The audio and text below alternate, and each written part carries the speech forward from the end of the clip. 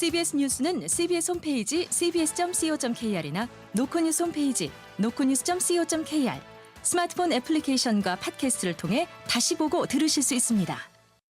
부산 소식입니다. 부산대학교 캠퍼스에서 20대 대학생이 지게차에 치여 목숨을 잃은 안타까운 사고가 발생했습니다.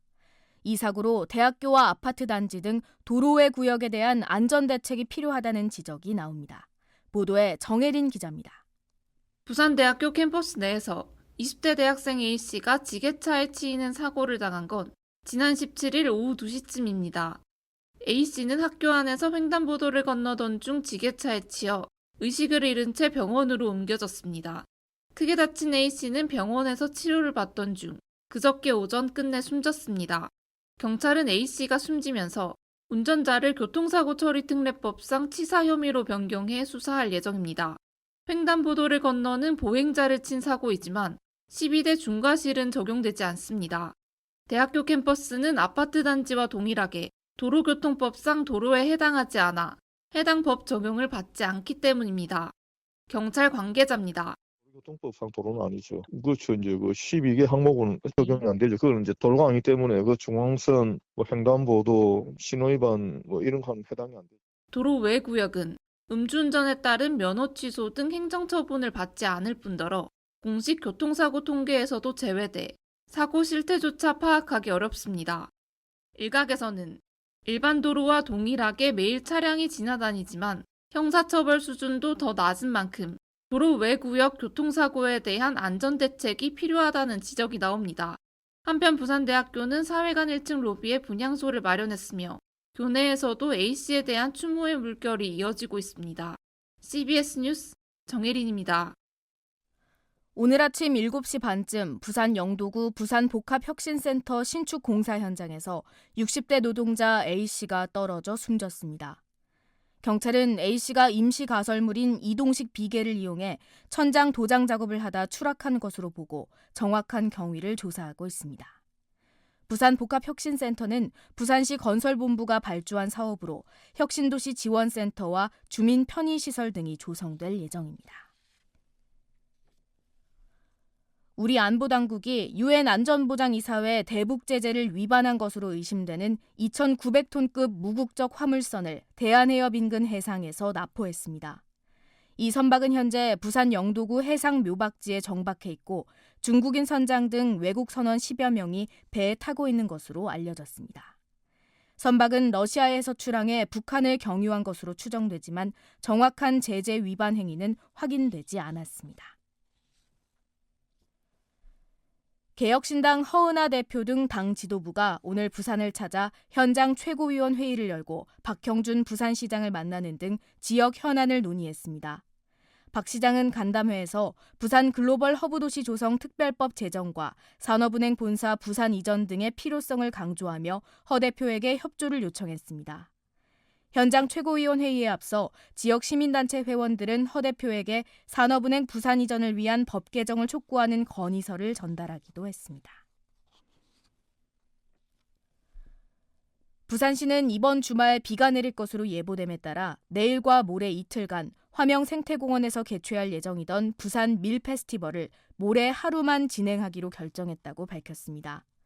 시는 행사 축소에 따라 참여업체와 일부 프로그램이 변경됐으며 사전 예약자에게는 안내와 취소, 환불 처리를 진행할 예정이라고 설명했습니다. 변경된 프로그램 등과 관련한 보다 자세한 사항은 부산문화관광축제 조직위원회 누리집에서 확인할 수 있습니다. 오늘 오후 1시 40분쯤 해운대구 제송동 한진컨테이너 야적장 부지에 있는 폐가에서 불이 나 인근 창고에 옮겨 붙었지만 근처에 사람이 없어 다행히 인명피해는 발생하지 않았습니다. 불이 난 곳은 10여 년 전부터 폐가였고 창고도 업체가 폐업한 뒤라 큰 피해는 없는 것으로 알려졌습니다. 경찰은 정확한 화재 원인을 조사하고 있습니다. 부산항에 1,600억 원 상당의 필로폰을 들여왔다가 징역 30년이 확정된 밀수범이 부산구치소 수감 도중 숨졌습니다.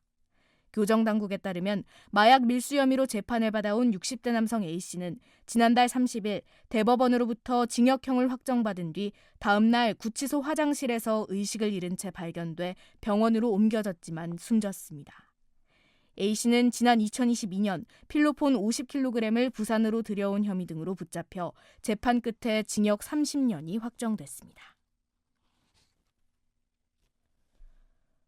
부산 동구와 서구, 중구, 영도구, 부산 진구로 구성된 부산 원도심 산복도로 협의체는 지난 19일 2차 정기회의를 열고 6천 채에 달하는 빈집을 정비하기 위한 합동 대응에 나서기로 했습니다.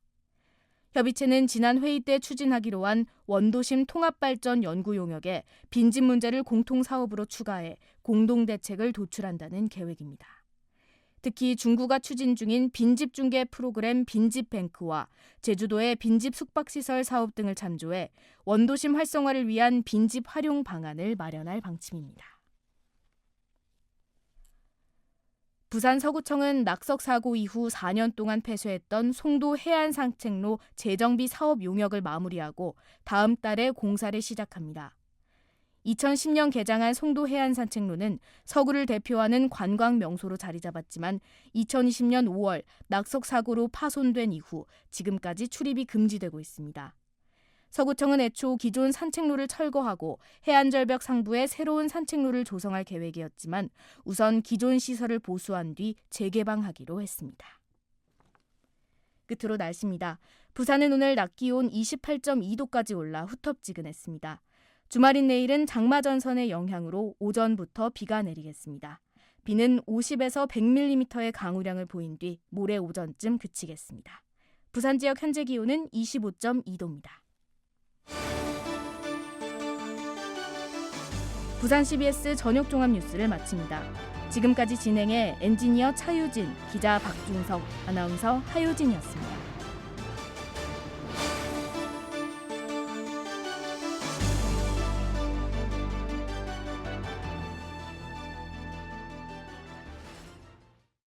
CBS